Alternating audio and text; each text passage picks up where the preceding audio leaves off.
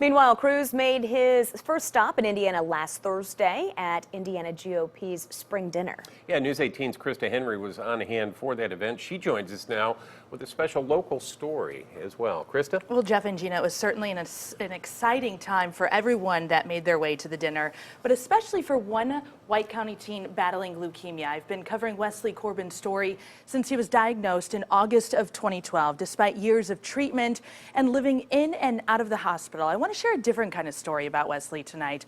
It's a story about family, faith, politics, and an experience he says he'll never forget.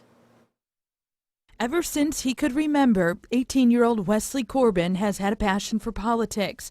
Specifically, he loves following Republican presidential candidate Ted Cruz. He sticks to what he believes in. And Corbin has believed in Cruz before he even announced he'd be running for president. Corbin has been battling leukemia since August of 2012.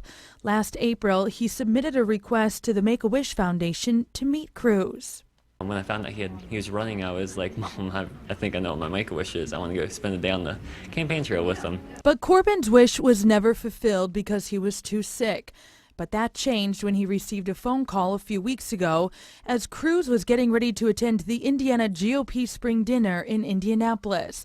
The call came from the Yacht Foundation from Indy, advising Corbin that his wish was going to be granted.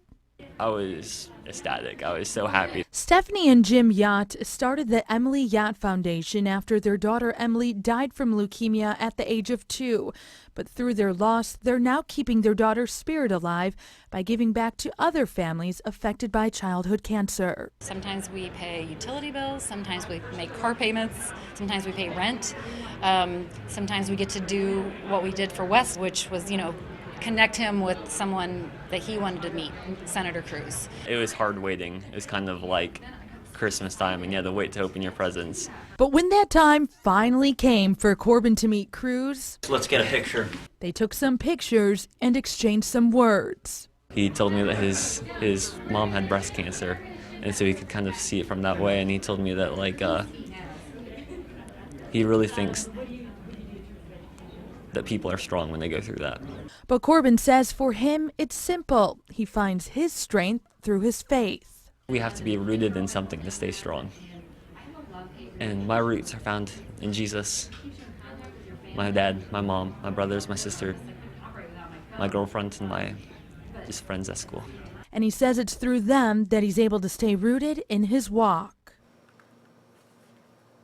Now, about a month ago, Corbin relapsed after his second bone marrow transplant. At one point, doctors gave him the option of stopping treatment. He had a biopsy scheduled for May 3rd, which is Indiana's primary. But he told Cruz in that meet and greet that this is his first year he was able to vote, and he was able to talk his mom and doctors into switching his biopsy to last Friday so he could get to the polls on Tuesday, something Cruz said that he certainly appreciated. And Jeff and Gina, some wonderful news tonight. Yesterday, I got a text from his mother as I was working on this story.